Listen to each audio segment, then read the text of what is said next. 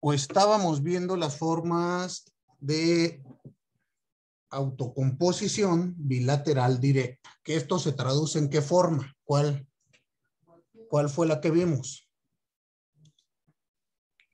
La transacción. La transacción. ¿Alguno de ustedes me puede decir en qué consiste la transacción?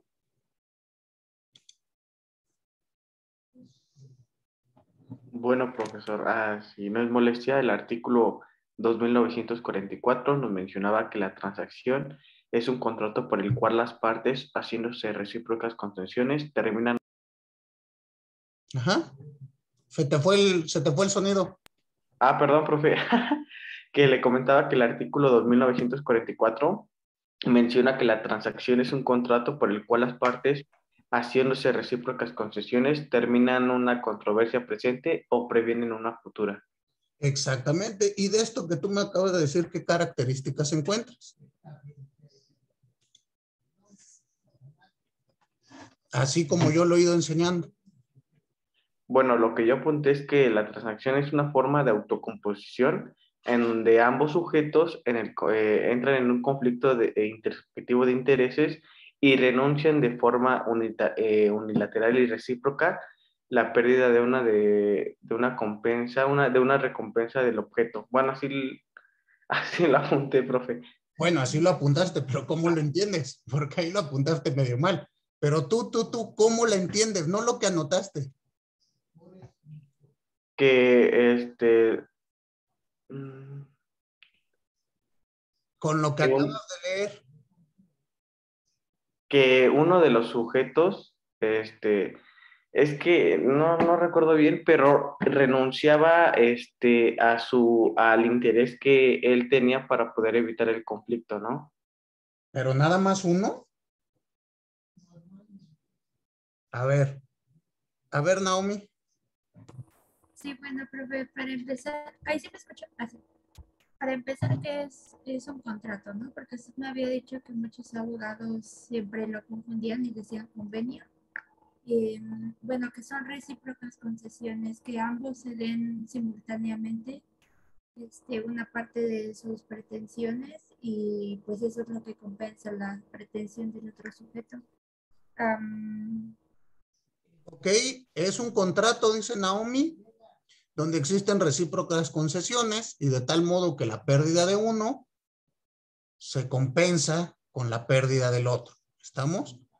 Siempre que escuchen ustedes compensación, quiere decir que yo tengo a mi favor algo, pero a su vez le debo a alguien. Pensemos, Ángel y yo, por motivos diversos, tenemos que yo le debo a Ángel 500 pesos.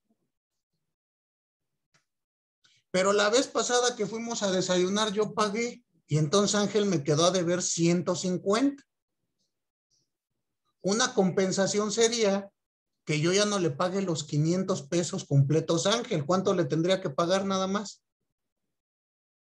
350. 350 porque se está compensando. Entonces, cuando ustedes escuchen, la compensación también es una forma de terminar con obligaciones. ¿Estamos? Muy bien. Entonces, hay que afinar este detalle de la transacción. La transacción, recuerden ustedes que está ubicada como una forma de autocomposición bilateral. Estas son las características, que es bilateral y que es directa. Bilateral quiere decir que tienen que enfrentarse las dos partes a tratar de solucionar su conflicto. Si no lo hacen las dos partes, pues nunca será una compensación. Digo, una transacción será otra figura, pero no transacción. Pero al decir que es bilateral, debemos de entender que es ambas partes van a actuar. Cada una de las partes va a renunciar a un extremo, uno de su pretensión y otro de su resistencia, respectivamente. Y esto con la finalidad de solucionar el conflicto. Muy bien. ¿Por qué es directa? Porque no interviene nadie más. Ellos dos lo realizan. ¿Queda claro? ¿Ahora sí quedó más claro? ¿O no? Muy bien. Entonces toca el momento de hablar de las formas de autocomposición indirectas. Antes de pasar a este nuevo tema, que aquí es el que ya tiene que ver, bueno, todo tiene que ver, pero este tiene que ver más directamente con nuestra materia. En las formas de autocomposición indirecta, vamos a ver que muchas de ellas están inmersas en la teoría del proceso actualmente. Entonces vamos a estudiarlas como lo hemos venido haciendo, desde lo dogmático para sentarlo a la reglamentación legal. Hoy estas formas de autocomposición indirectas están establecidas en nuestra Constitución. En el artículo 17 y se les conoce como medios alternos de solución de conflictos. Entonces, desde el momento que ustedes escuchan que está establecido en la Constitución, pues ya saben que tiene una fuerza específica, ¿no? Más concreta. Y estos temas son establecidos por nuestro temario como excluyentes de jurisdicción.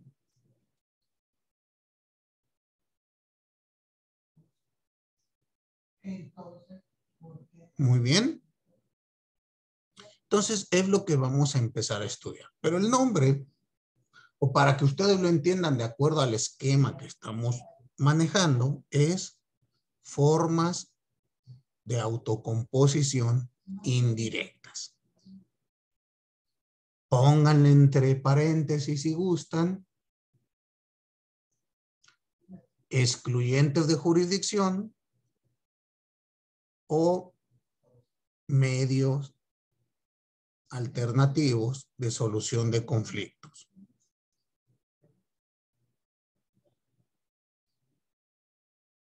¿Sí quedó claro? Muy bien, pero antes de llegar a este tema, ¿tuvieron oportunidad de leer, de ver lo que les mandé para identificar conflictos? Ya para terminar con esas actividades y poder dejar otras. ¿Quién tuvo oportunidad? ¿Qué conflictos encontraron? A ver. Naomi. Sí, profe, bueno, yo encontré. Te escucho un poco lejano, Naomi. ¿No te puedes acercar al micrófono?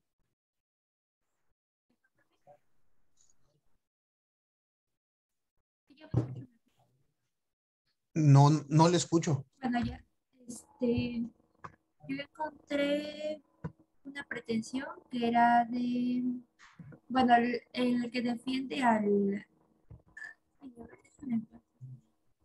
Ya, perdón. Gregorio Vázquez, que es la defensa de Arismendi, su pretensión es solicitar la libertad inmediata de su detenido. Pero, bueno, esto porque dice que, pues, que se haya dado la fuga no es delito como para tenerlo retenido. Y además en su declaración de Arismendi, pues relata que fue sujeto de amenazas y de golpes, bueno, de violencia. Y la resistencia, pues me parece que es el artículo 147 de la Constitución, en el cual se relata que fue detenido en flagrancia, eh, cometiendo el delito, por lo que sí tiene que estar retenido. Bueno, si quiere, bueno, esa es una, no, perdón, los sujetos inmiscuidos, pues aquí ya, creo que aquí ya son tres, no sé, porque es Gregorio Vázquez, que es la defensa, es Arismendi, es que según yo, ya, Gilberto Arismendi Peña, que está en calidad de imputado, y pues en este caso el MP. Ok. Pero ¿por qué Gregorio sería? Está Porque en es quien conflicto, es quien tiene la pretensión, es la defensa. pero la pide a su nombre. Ah, no, la pide a nombre de Arismendi. Él en sí, él está en algún, él está privado. Bueno, ¿y cuál es el objeto de ese conflicto? Es que esté en libertad, ¿no? Mientras se lleva a cabo el proceso. Exacto. Entonces, pero ¿quién es el que está privado de la libertad? ¿El abogado? Arismendi, no, no, Arismendi. ¿El Pero abogado? bueno, es que aquí estoy confundida, profe, porque se supone que aquí interviene el abogado, ¿no? La defensa. Ujú. Entonces, no sé, por eso me confundí un poco. No, pero cuando yo intervengo como abogado de cualquiera, en cualquier materia, ¿lo hago porque yo estoy defendiendo un interés propio? Ajeno, En este caso, ¿de quién? Del pues del imputado. imputado Arismendi. Yo en esencia, el abogado, pues no tiene vela en el entierro, ¿sí? A él no le interesa qué ocurra con el conflicto. Él representa los intereses. Entonces, al ser un representante, actúa a nombre del imputado. Entonces, creo que nada más serían dos sujetos. Y recuerden esta recomendación, o no sé si se las he dado, no hablen con abreviaturas. No digan el MP, el Ministerio Público. ¿Estamos? Se escucha mal. Están muy chiquitos para decir el MP o el LIC. Ya cuando se titulen ya van a poder liquear a gusto, van a poder decir LIC, LIC, LIC, todo el día y toda la noche si quieren. Pero ahorita que están en etapa de formación, no hablen con abreviaturas. El señor Ministerio Público o la Ministerio Público, dependiendo del caso, el licenciado, el abogado, el defensor. ¿Sí queda claro? Porque de verdad, el día de mañana que ustedes lleguen a un juzgado van a ver que el liqueo es el pan nuestro de cada día. En lo personal, se oye, bueno, en lo personal, opino que se oye mal. ¿Vale? Ahí ustedes ya sabrán cuando crezcan, pero creo que somos la única profesión que anda. ¿Qué pasó, mi lic? Ya está. Lic. No. ¿Estamos? Bueno. ¿Quién identificó otro conflicto? Este que dice Naomi me parece que es un conflicto. ¿Alguien identificó otro?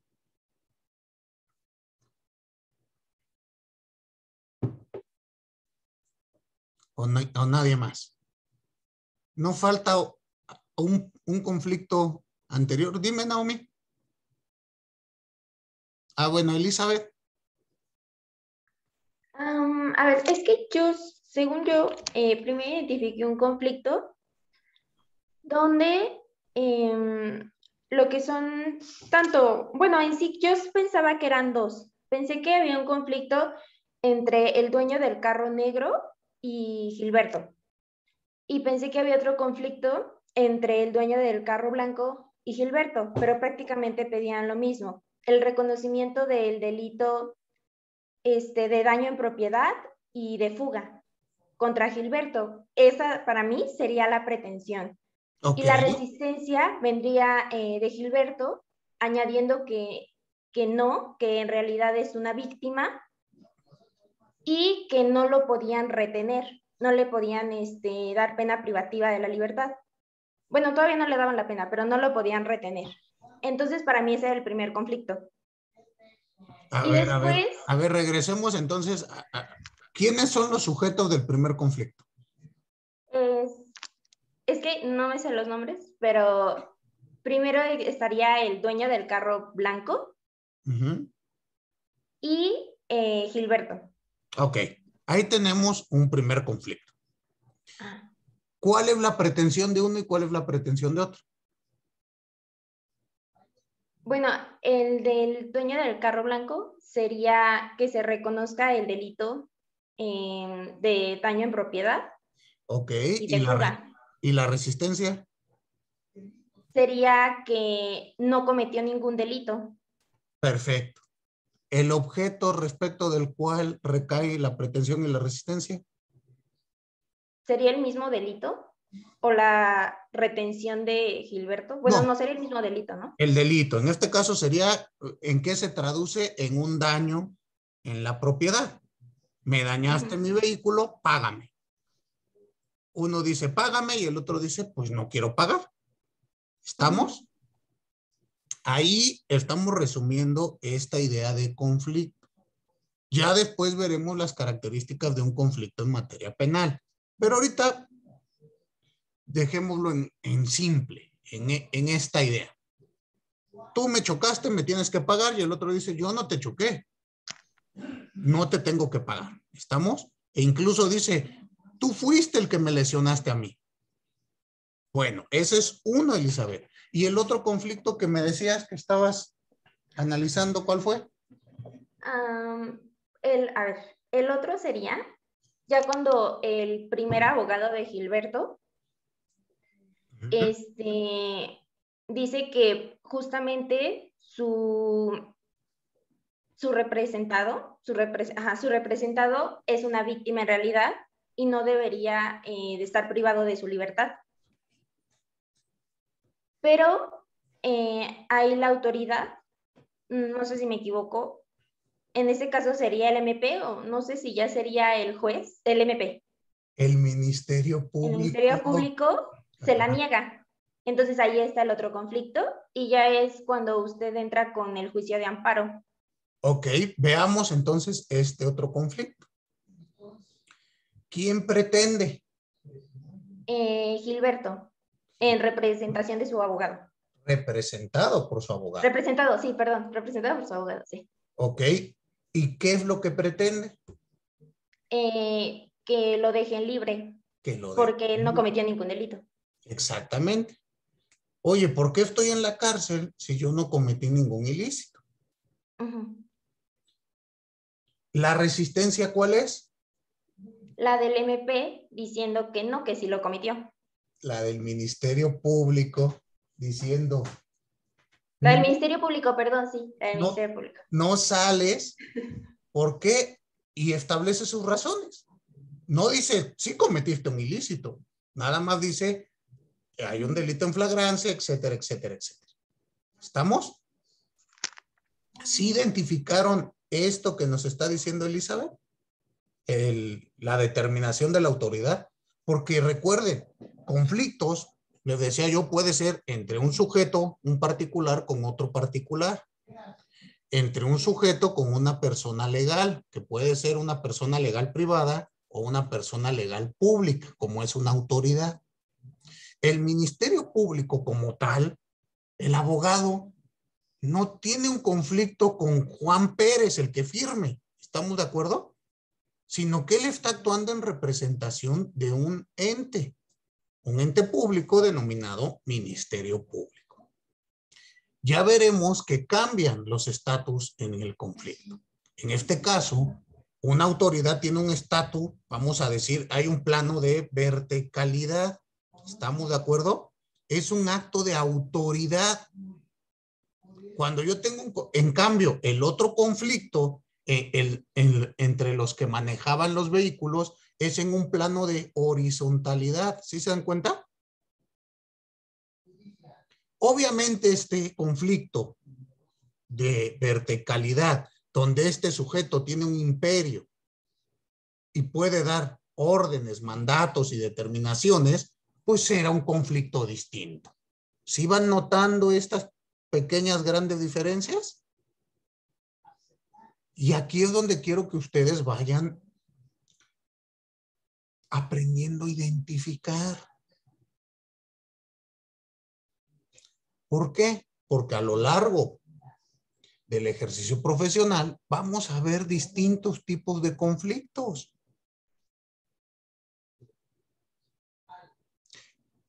Y tendremos que ir identificando cada uno de ellos. ¿Alguien más encontró otro conflicto? Porque en esto que yo les mandé había varios conflictos. ¿Vieron el video que les mandé? ¿Y qué les parece? ¿O qué les pareció? Dime, Sabrina. Sí, yo también encontré el conflicto de que el del carro azul, me parece que se llama Gilberto, no solo en el amparo pedía lo que sería su libertad, sino también la libertad, por así decirlo, de la custodia en la que estaba su automóvil, ya que, según indicó, se realizó un procedimiento inadecuado al momento de su detención. Y no solo eso, sino que también, según su declaración, en el momento en el que él se dio a la fuga, por así decirlo, para que él, según no lo siguieran golpeando o agrediendo, fue robado su automóvil y de hecho indica que también había 6,000 pesos, me parece, entre otras cosas que le faltaban. Exacto. Pero aquí entonces entramos a otra cuestión que se llama amparo. Y en este amparo se plantea algún conflicto. Se plantea que el aseguramiento del vehículo incumple con los artículos 230, 231 y 240 del Código de Procedimientos Penales. Del Código Nacional de Procedimientos Penales. Y el tema de la detención o la negativa de otorgar la libertad, ¿qué se dice? ¿Eso no lo vieron?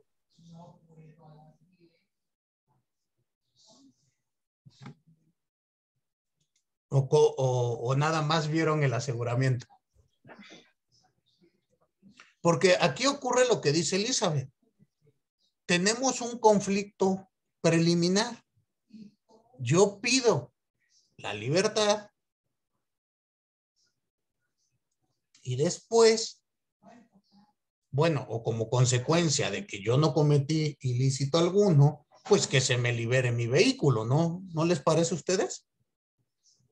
El Ministerio Público dice, no, esto tiene que mantenerse así. Y por lo tanto, se interpone el amparo. ¿Cuáles son las pretensiones? Bueno, ¿quién pretende en el amparo? Aquí hay un nuevo conflicto. ¿Quién pretende? ¿Quién lo promovió?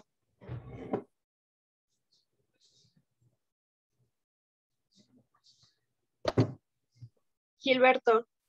Gilberto. ¿Y qué es lo que pretende, resumido? La liberación del automóvil, ya que él no cometió ningún delito. Y aparte, Que se respeten sus derechos. que se respete su derecho, pero ¿cuál? Sí está lo del vehículo, pero ¿qué más? ¿No falta algo? ¿O cuál leyó usted? ¿La ampliación de demanda de amparo o la demanda de amparo? Ay, leí todo. Era que... Falta algo ahí, creo yo, fundamental. Antes del vehículo, ¿qué más pide?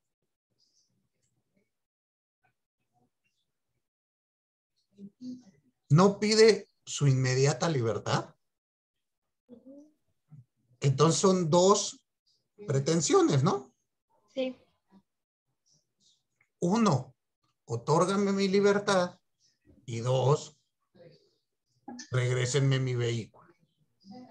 Y ahí pone una serie de argumentos que eso, si tienen razón o no, eso ya es otra historia. Lo que me interesa es que ustedes identifiquen los conflictos. Y en este proceso de amparo, ¿cuál es la resistencia? ¿La vieron? Bueno, ¿contra quién es el conflicto?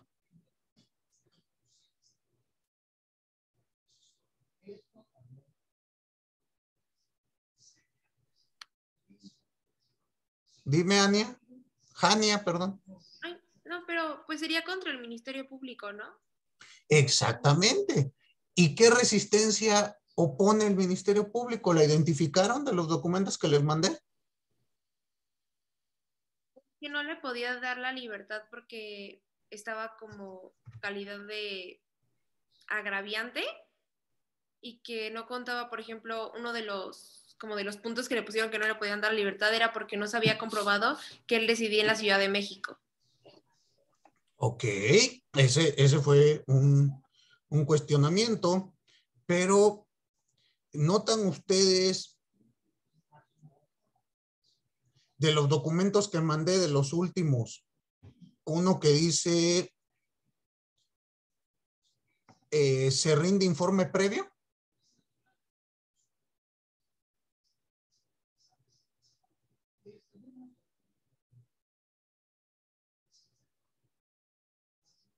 Es el documento de 2 páginas nada más.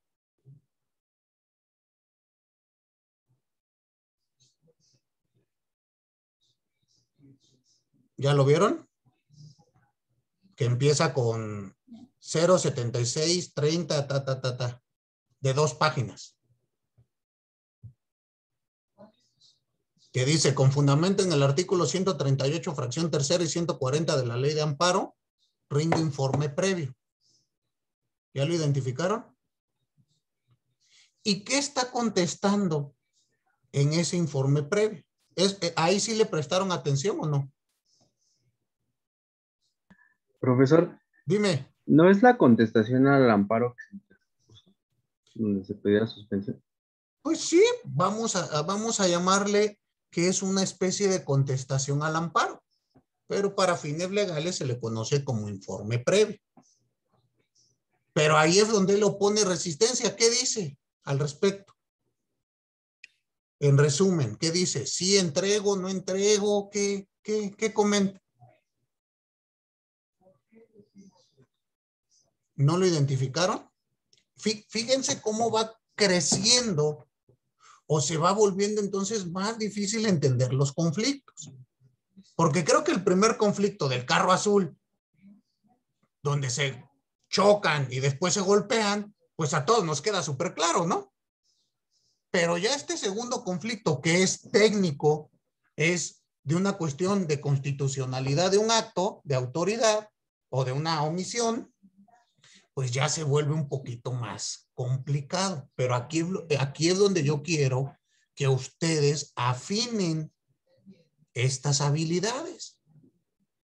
¿Qué identifican ustedes ahí? ¿Ya están todos en el documento que les digo? ¿Y qué identifica? Sí, ¿Qué identificas, Ulises, ahí? ¿Qué dice él? ¿Sí, no? ¿Qué? ¿Opone resistencia? ¿Hace un allanamiento? ¿Qué hace?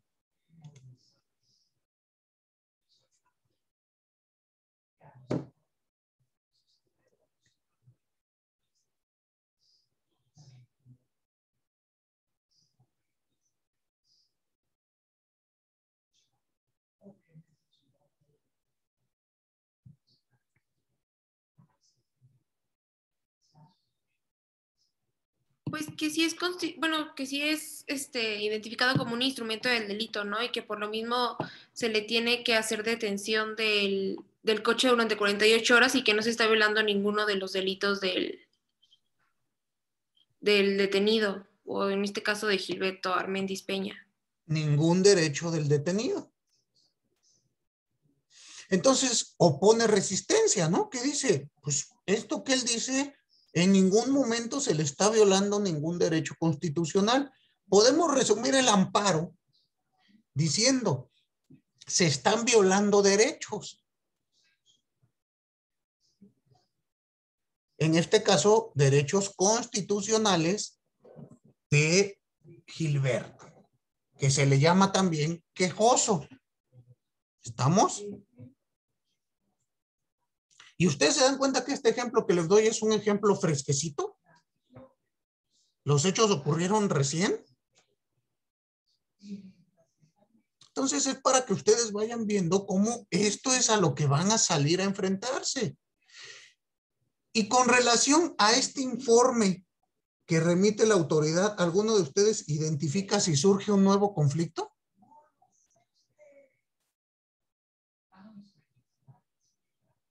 En los documentos que mandé en esa segunda tanda, ¿identifican un nuevo conflicto?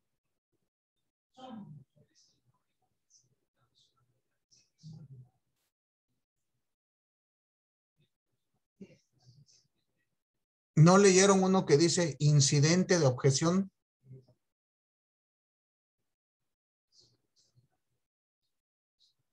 ¿No lo vieron? ¿Nadie?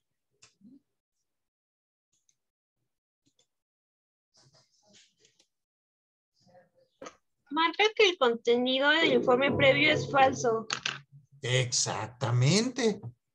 Entonces, con esto que mandan, ¿cuál es la nueva pretensión o qué es lo que, cuál conflicto surge ahora, Sabrina? ¿Lo acabas de decir? ¿Que el informe es falso? Que el informe que remitió la autoridad es falso. ¿Y por qué dicen que es falso? Porque dice que los datos relatados en ese son falsos también. Exactamente, se está diciendo, oye, la autoridad vino a mentirle al juez de amparo. ¿Y notó usted, Sabrina, qué consecuencia puede traer si esto se declara que es así, que fue falso? ¿Qué consecuencia podría tener para el Ministerio Público en ese mismo documento? Lo dice hasta el final.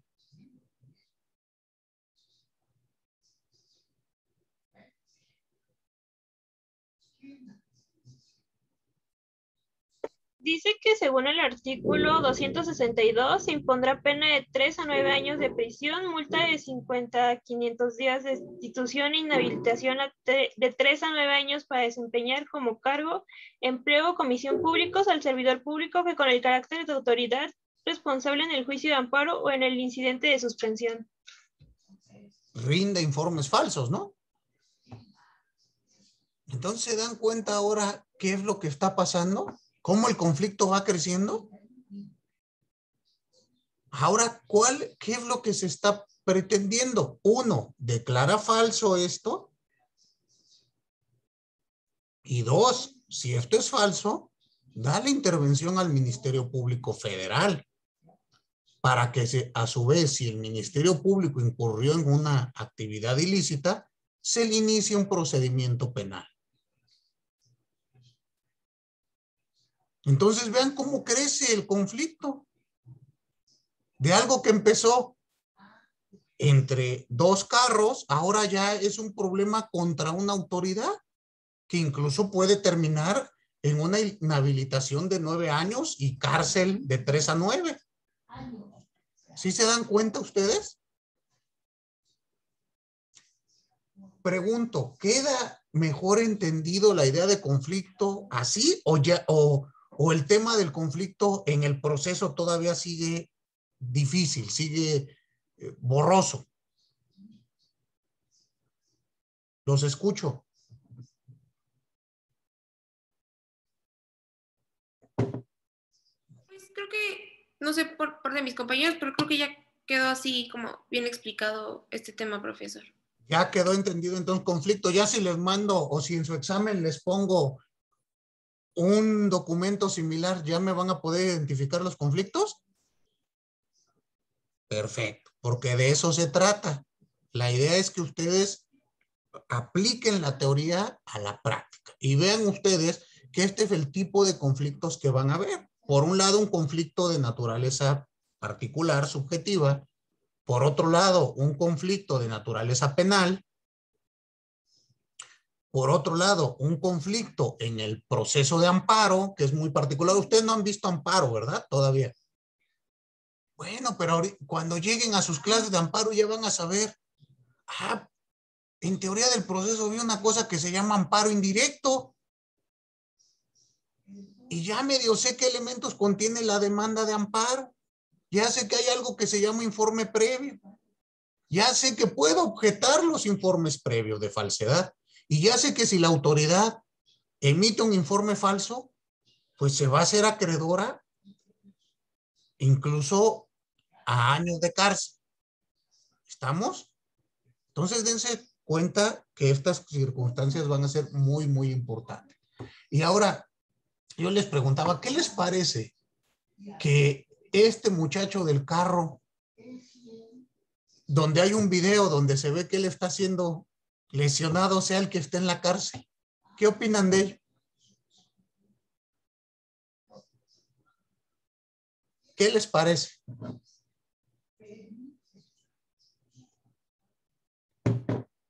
¿Les parece bien? ¿Les parece mal? ¿Qué?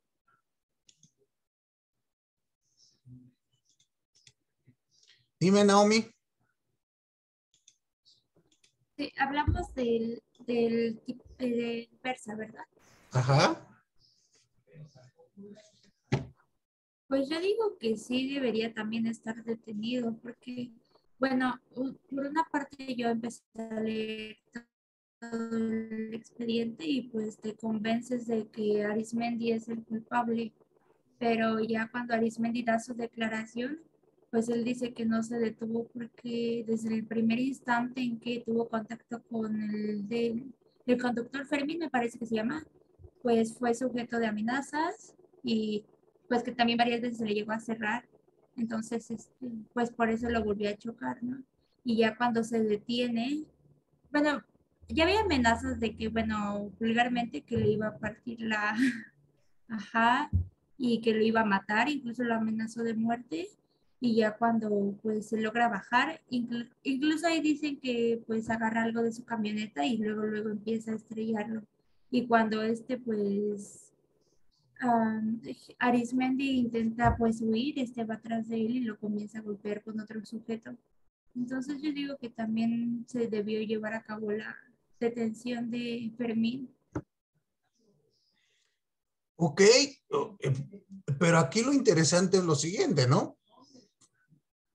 Hay un video donde se ve que él está siendo agredido.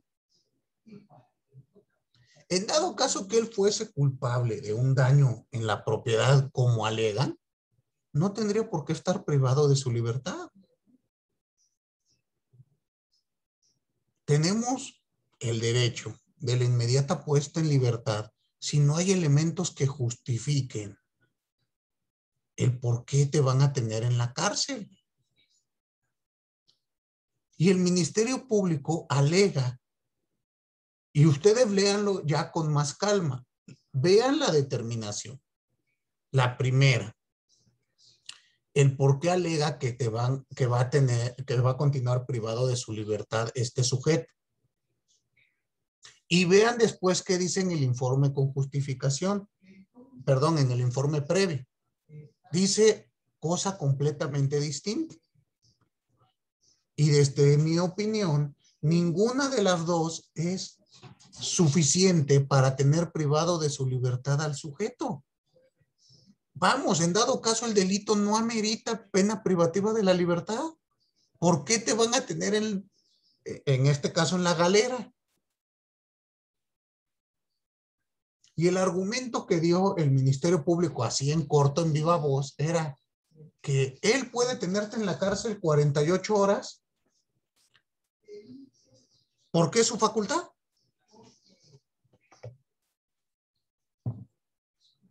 Entonces, a mí me parece que no estamos entendiendo el juego ahí, ¿o sí? O sea, yo soy autoridad y si quiero te meto en la cárcel y dale gracias a Dios que no te mato. ¿Cómo ves? ¿A usted les parece eso propio de un Estado constitucional?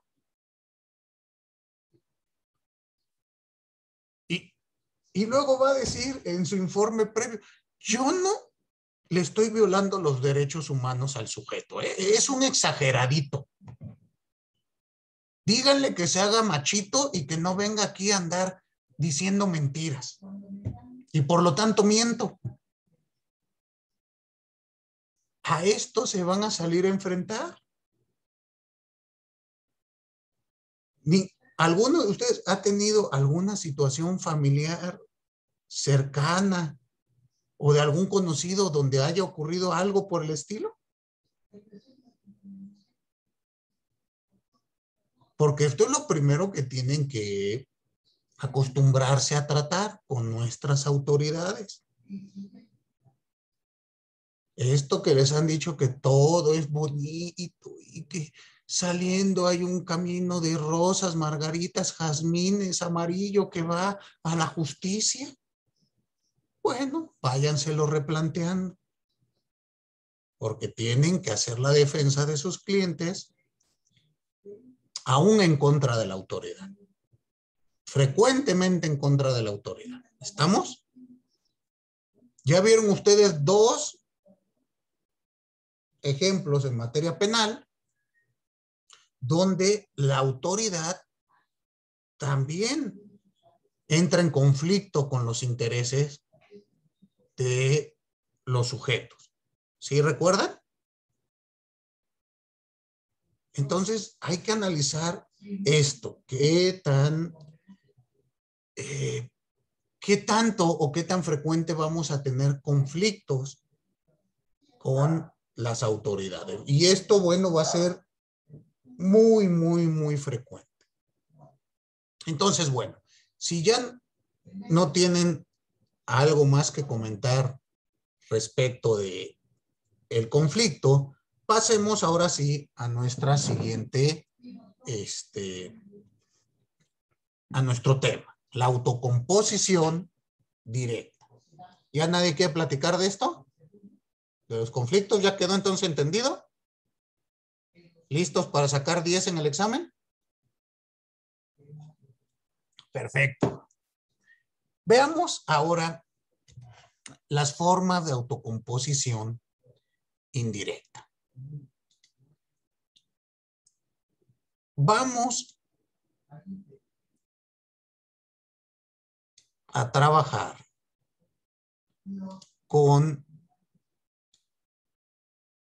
en este primer plano, con este esquema.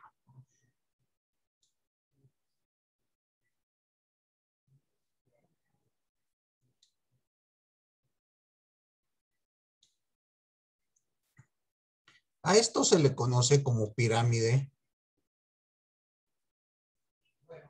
de resolución de conflictos.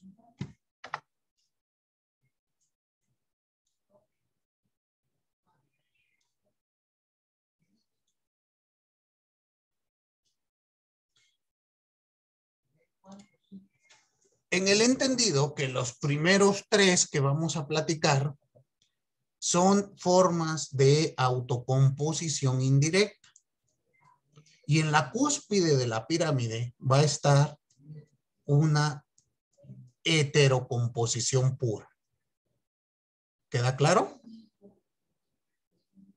No todo el esquema va a ser formas de autocomposición, pero las primeras tres sí.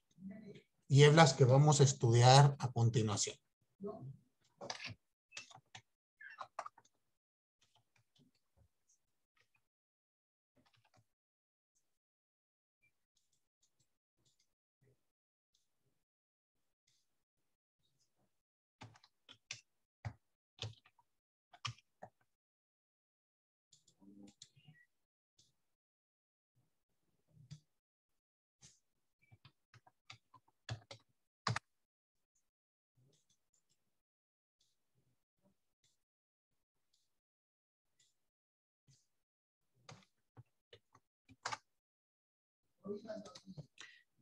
Los tres primeros, conciliación, mediación y arbitraje, van a ser formas de autocomposición indirecta.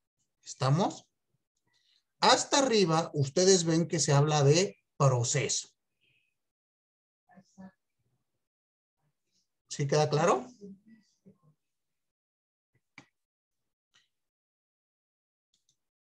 Vamos a ver que de este lado, del lado derecho,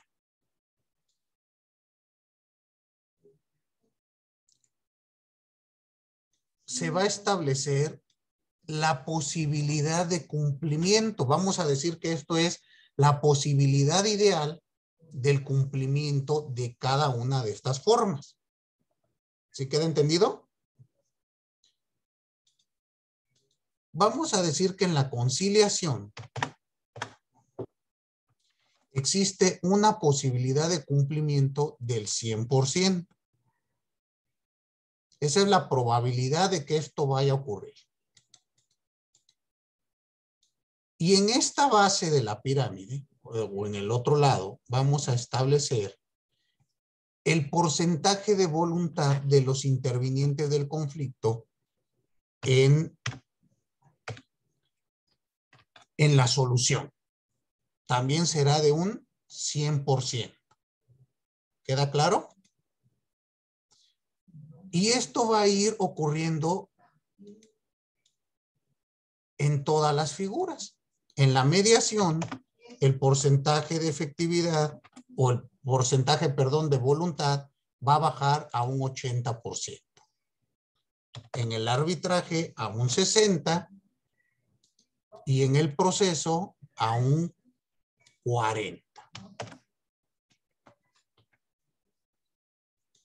Lo mismo va a ocurrir con la posibilidad de cumplimiento. Fíjense cómo es proporcional. Así como baja el nivel de voluntad, baja la probabilidad de su cumplimiento. ¿Sí lo están notando? En la mediación tiene un 80% de voluntad de las partes y tendrá un 80% de posibilidad de cumplimiento. En el arbitraje tendremos un 60% de voluntad con un 60% de probabilidad de cumplimiento voluntario. Es decir, que las partes vayan y lo acaten. Y en el proceso tendremos un 40% de voluntad de las partes con un 40% de probabilidad de que se cumpla voluntariamente. Obviamente esto lo voy a explicar.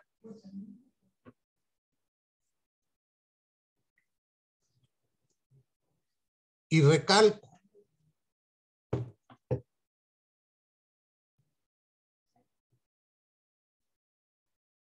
Únicamente serán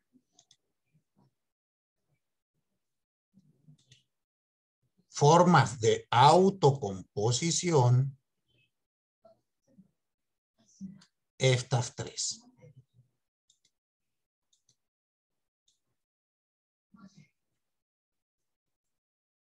Lo que está en verde, en la línea verde, son las formas de autocomposición indirecta.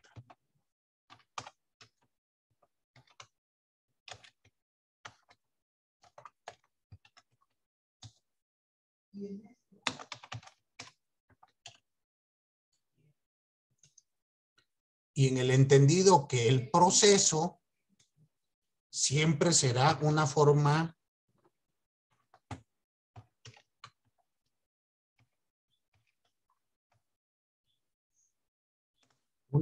de heterocomposición pura o pública.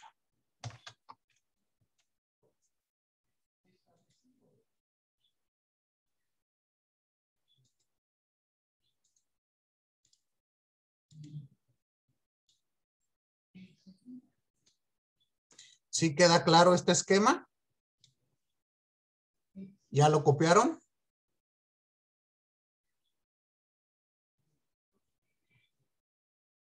¿Sí ya lo copiaron?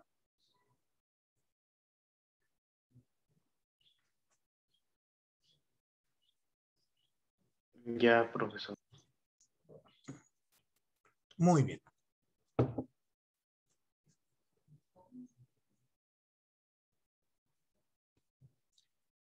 Veamos entonces lo siguiente.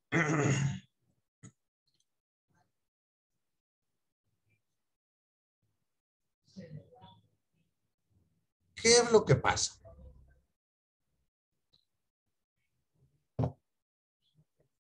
Analicemos entonces, bueno, voy a explicar este esquema que acabo de ir estableciendo para que ustedes lo entiendan. Es muy importante que ustedes analicen que como formas para solucionar un conflicto tienen todo este abanico, pero hay que saber cuál es el que van a utilizar. Normalmente, tenemos la idea, y esto creo que se debe a una mala formación y también a factores culturales. Somos una sociedad que no está acostumbrada a la mediación, a solucionar sus conflictos por medio de la palabra, sino que generalmente buscamos la promesa de una sanción si no cumplimos con nuestras obligaciones. Es decir, ustedes van a encontrar a lo largo de su desarrollo profesional muchos conflictos que se podrían dar una resolución platicándolos, pero que tienen que terminar en un proceso o a veces terminan en otras instancias por cuestiones ya fuera del campo de lo legal y que hay que ir entendiendo. Piensen ustedes, ¿cuántas veces un conflicto, vamos a llamarlo una pelea de niños en un barrio, termina con los papás en la delegación? ¿Han escuchado de ello? ¿Nunca? Aquí en su México lindo y querido, ¿nunca han escuchado nada así? Sí. Ándale. Usted sí, Elizabeth me dice, no, maestro, aquí no pasa eso. Bueno, a mí me ha tocado que es un pleito de niños y terminan a balazos. Y esto ocurre muy frecuentemente, pero muy frecuentemente. Y a veces pensamos que sentarnos a conciliar o a negociar es como que perder. No, pero yo ¿por qué voy a hacer esto si el que me dañó fue él? Etcétera, etcétera, etcétera. Y se vuelven cuestiones más de orgullo en lugar de querer solucionar el conflicto. Y los abogados también ponemos gran parte de ello, porque desde la carrera se nos enseña a ser abogados peleoneros, no a ser un abogado mediador. Es decir, sus clientes los contratan para solucionarles un conflicto, no para hacerle un conflicto más grande. Y muchas ocasiones van a ver que los abogados le ocasionan mayores problemas a sus clientes. Obvio, para cobrar más. Por lo tanto, hay que entender estas figuras. La escala que se tiene de posible cumplimiento voluntario nos debe de servir como guía para ir planteando las formas de solución del conflicto. ¿Están de acuerdo? Yo voy a tratar de proponer soluciones que den un mayor grado de efectividad, porque van a encontrar que hay ocasiones donde se hace un convenio. ¿Se está trabando mucho mi audio? A ver, denme un segundo. Sí, profe. Denme un segundo.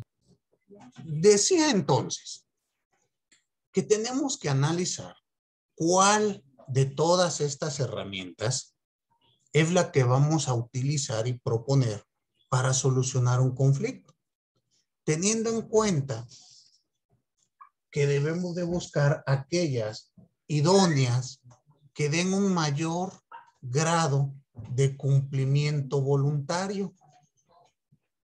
¿Sí queda claro? En el lado derecho de nuestra pirámide, vieron ustedes que se establece un porcentaje de cumplimiento voluntario. Y en la base, un porcentaje de voluntad de los intervinientes, de los sujetos en conflicto. Van a notar que es proporcional cómo se reduce la voluntad, se reduce el nivel de cumplimiento. Pasemos entonces a estudiar cada una de estas formas. También que quede bien claro,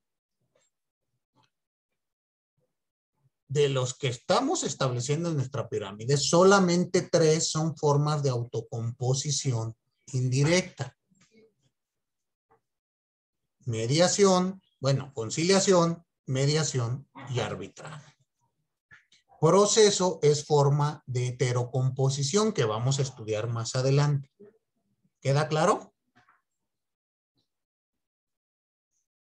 El arbitraje también algunos lo denominan heterocomposición, pero ya hablaremos de ello. ¿Sale? Ya les explicaré por qué en la teoría que manejo está establecido en este apartado. Muy bien. Ahora, veamos entonces las formas de autocomposición.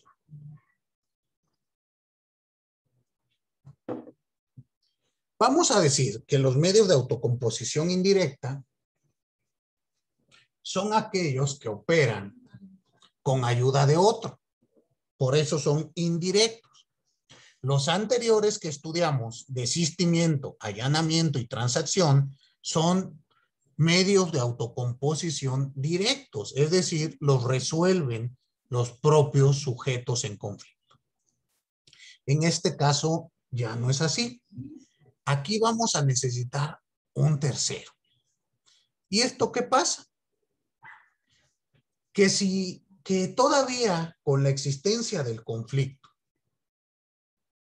intersubjetivo de intereses, los sujetos quieren resolver.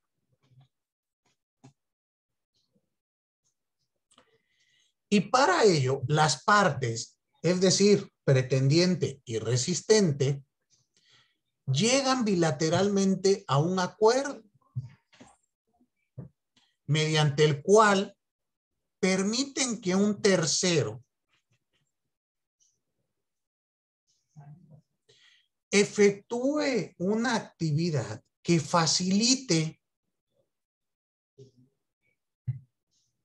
el acercar los intereses contrapuestos, es decir, el interés del pretendiente y el interés del resistente.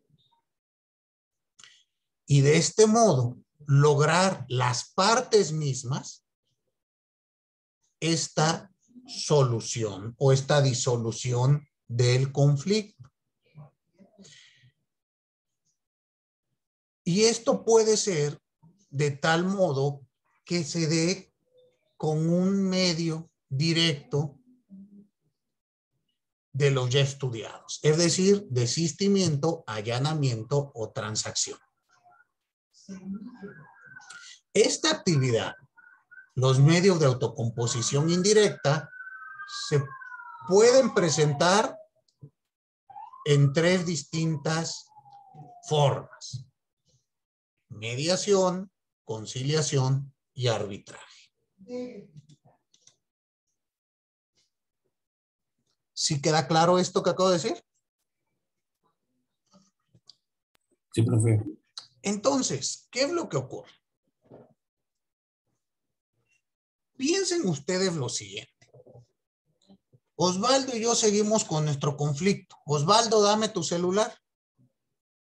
Vamos a hacer un conflicto, Osvaldo. A ver, ¿qué me vas a contestar a mi pretensión? Dame tu celular. No se lo doy. No me lo das.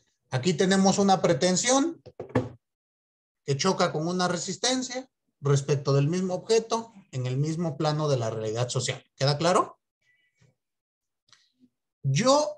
¿Cuál sería el desistimiento en este conflicto? Que yo diga, ya no quiero el celular. ¿Estamos? Renuncio a mi pretensión. Osvaldo, ¿cuál sería el allanamiento en este conflicto? Que yo le diera el celular, es decir, que dejara de oponer resistencia. Exactamente. Y a esto se le llama allanamiento. Renuncias a la resistencia. Tampoco lo quiere hacer. No podemos llegar a una transacción.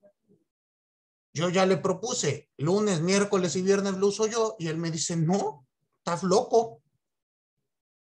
Si quieres te lo presto el lunes y yo no acepto. ¿Estamos? Ante esta situación, pues seguimos en conflicto. Y yo le digo a Osvaldo, Osvaldo, bueno, pues sigue nuestro conflicto. No lo podemos solucionar de esta manera directa. ¿Te parece, Osvaldo, bien si le decimos a Elizabeth que nos ayude a resolver nuestro conflicto? ¿Qué piensas? ¿Sí o no? Sí, para poder resolver. Entonces, fíjense el primer elemento. Tenemos que ponernos de acuerdo, Osvaldo y yo, para invitar a un tercero. ¿Estamos? En este caso, Elizabeth. Y ya teniendo en cuenta esta situación, a este tercero se le va a conocer con el nombre de conciliador, facilitador. A mí me gusta más utilizar el nombre de facilitador, porque el facilitador va a utilizar cualquiera de los elementos que les acabo de enseñar para intentar resolver el conflicto. Lo que va a hacer Elizabeth es facilitar las cosas para que el conflicto se disuelva, es decir, se desvanezca. ¿Qué es lo que va a intentar? Ver por qué están encontrados nuestros intereses. No le va a interesar tanto ni mi pretensión ni mi resistencia, sino por qué surge la misma. ¿Queda claro?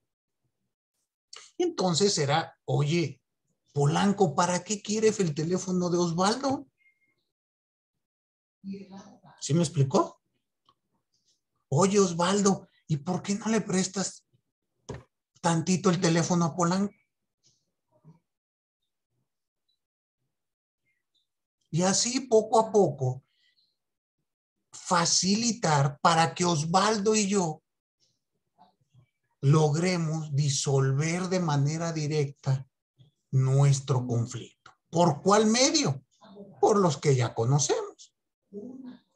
Me desisto, se allana o hacemos una transacción. En este primer supuesto, Elizabeth no va a emitir ninguna sentencia ni nada por el estilo. Ella no puede decir, ya se callan los dos y se hace esto. ¿O sí se podrá? En este primer supuesto, no. Dígame, Talia. No, es que le iba a preguntar justo lo que acaba de decir, que recordaba que en alguno el mediador o conciliador podía intervenir y en otra era que no, pues no emitía ningún juicio para que se resolviera el conflicto. Exactamente. Bueno, ya lo vamos a ir explicando porque no les he explicado todavía ninguno. Nuestra siguiente clase es propiamente enfocada a explicar el tema de la conciliación. ¿Quedó claro? Entonces, vamos a concluir el día de hoy porque no me gusta dejar los temas muchos a la mitad. Entonces, el miércoles hablamos de conciliación. ¿Quedó claro lo que vimos el día de hoy? Denle, por favor, una revisada a todo este tema del conflicto en materia penal. Como que nada más 3 personas me participaron. Ya se les están acabando las ganas. ¿No me dijeron que les gustaba mucho el proceso?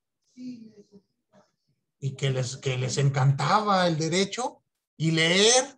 ¿Dónde me dijeron que les gustaba leer? ¿Fue aquí? Pues ahí está. Y ya nada más tienen que leer 100 páginas y ya dicen, ay, maestro, no, ya no. Como que eso de leer ya no me está gustando. Y fíjense que todo esto se tuvo que hacer en un lapso de poquitas horas. ¿Sí lo notaron o no? Y eso es a lo que van a salir a enfrentarse. ¿Estamos? Por fortuna, el sujeto actualmente está gozando de su libertad. se consiguió, bueno, ustedes leyeron que se dio una suspensión de plano, donde ya está gozando de su libertad, donde se le hizo ver al Ministerio Público que no es una canonjía, que no es porque él quiera, sino es un derecho que nos da nuestra Constitución. Entonces, ya está él gozando de su libertad y estamos en espera de recuperar el vehículo, para después seguir el procedimiento y tratar de fincar responsabilidad ahora a los sujetos que agredieron. A mí el video me parece muy claro. Creo yo que tiene una mecánica como de unos montachoques. ¿No les parece a ustedes? Ese es el estilo que están ellos trabajando. Intentan un choque con un carro que pues seguramente no venga asegurado y ante la resistencia en el pago, pues normalmente agreden al sujeto, como se ve en este caso. Ustedes vean las fotos de cómo les dejaron el vehículo y el supuesto daño que ellos alegan era pues un daño muchísimo menor. Entonces, hay que tener mucho cuidado en esta situación y bueno, para que ustedes sepan todo lo que van a tener que llegar a trabajar el día de mañana que les toque una situación similar. ¿Estamos? Y los que vayan manejando pues tengan la precaución en ese sentido. A mí, yo les voy a ser sincero, ya me da miedo manejar. Después de ver esto, hombre, a mí me golpean, me rompen mis parabrisas, me golpean entre dos personas, me cierran el paso y yo termino en la cárcel. Bueno, creo que esas cosas nada más las veríamos en un libro kafkiano, pero aquí en nuestro diario acontecer. Bueno,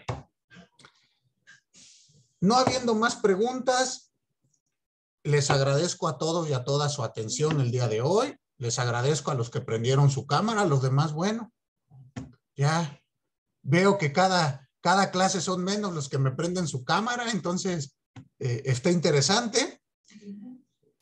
Les deseo un excelente inicio de semana y nos vemos por acá el día miércoles. Muchas gracias a todos. Hasta luego. Gracias. Gracias, profe. Cuídense mucho. Gracias, profesor. Buen día. Hasta luego. Gracias, hasta luego.